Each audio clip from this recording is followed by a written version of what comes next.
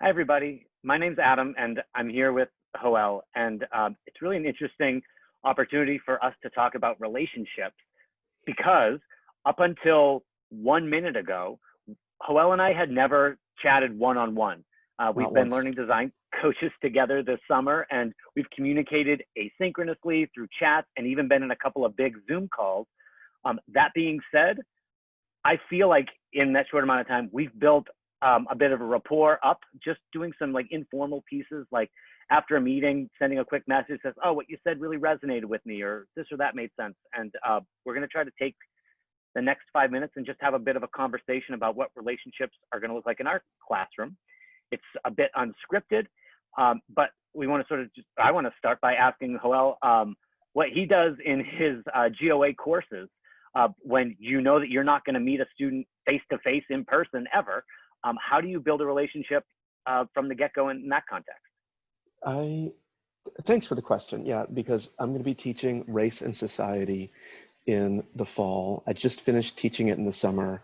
And I'll tell you, that's a subject that conversations can go really sideways. People can get defensive if they're not approached in the right way, if you don't have trust built up. And so that is one way that I begin the course, is by just talking about my own education in the subject, a couple of slight missteps that I had on the subject of race and society as a teacher, just as a person in the world.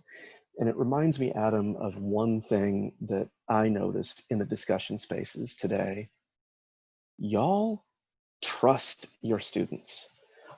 You are building ways in which they can get to know you.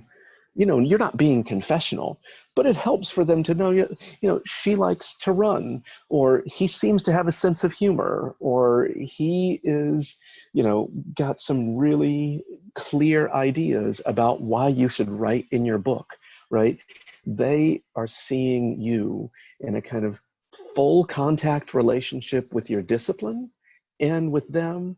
And when they trust you, students will go anywhere if they will trust you. The other thing on that subject is you guys are doing great work building ways in which students can trust and learn from each other.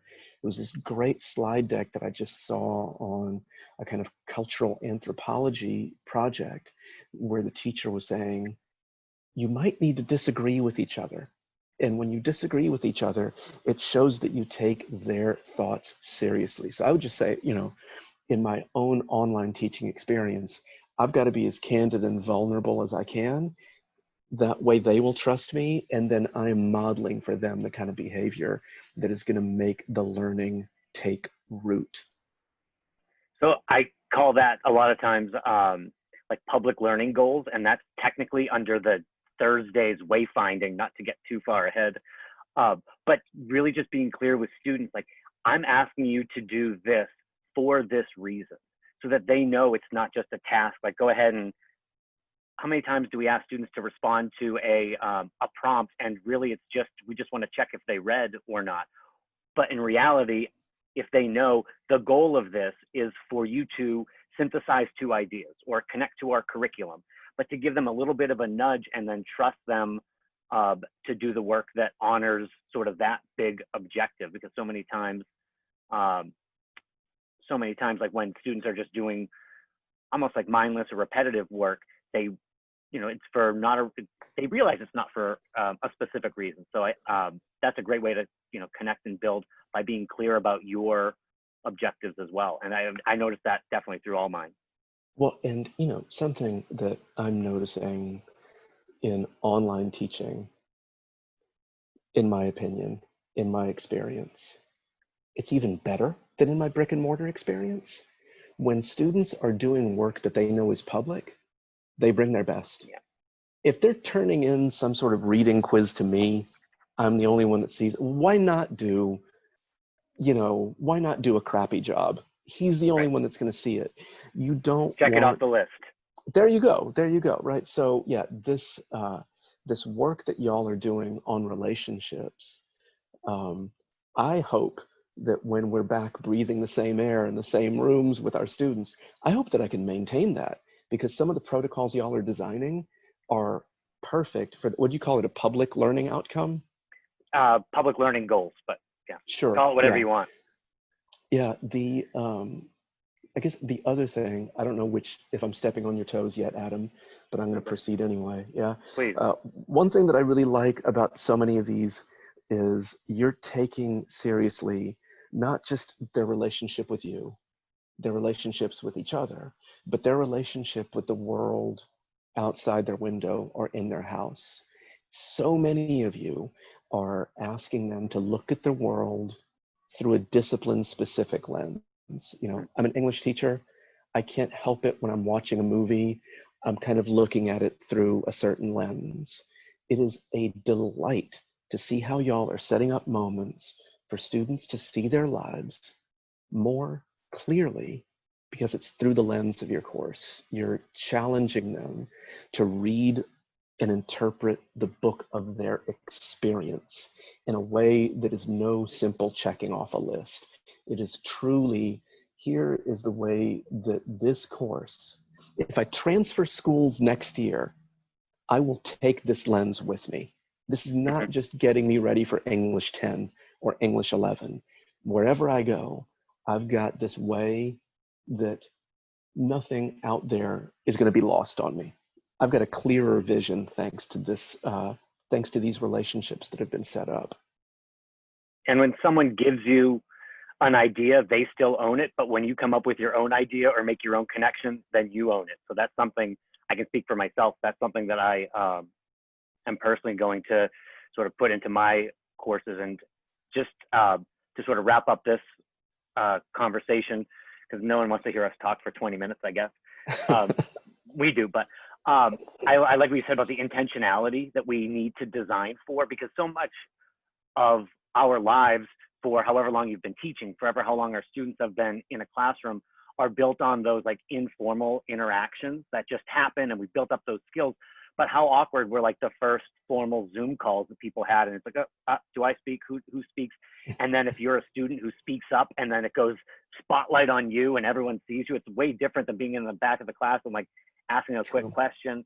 So we need to just intentionally design for that. And is it easy? No, you need to be creative. You need to think sometimes outside the box, and you need to leave room for errors. And I'm bringing that in because, Joel, for the first part of our conversation, I had my Zoom set on just you, so they'll hear me and see a little bit of me. I moved to gallery view.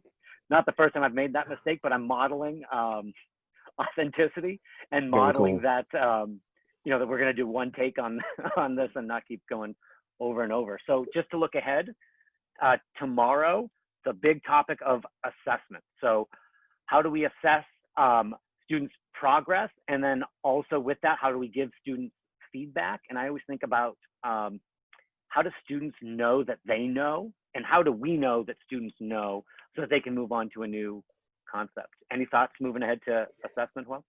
I'm really liking, upon reflection, the arc of this week, right? That we've got assessments here, right? After all of this groundwork has been laid, and we're interested in our students as people, and we're interested in how we guide them into our experience, you know, 2 or 3 ticks into this professional development. Now it's, okay, what about formative assessment? What about summative assessment? How many different ways have you got for a student to demonstrate, I'm working my way toward mastery here? How many different ways can students demonstrate, like, I'm ready for a little more weight on the bar here, right? Let's find a challenge for me that's going to grow my skills here. So I'm really pleased that you guys have done such deep, culturally and campus specific responsive thinking that now, I mean, usually when we build a course, we might plot, well, where the major test's going to be, where the paper is going to be. Those are all important. And we've got a different order here that I think is going to pay off for y'all and for your students. Yeah, fantastic. Well, we'll see everybody in the Canvas course. You can use the process help desk. If you have questions, reach out to us in the inbox, and then your coaches will send announcements that just give themes for the day at once a day for the next few days. And looking forward to see you in Canvas. Have a good one, Keep up the everybody. good work.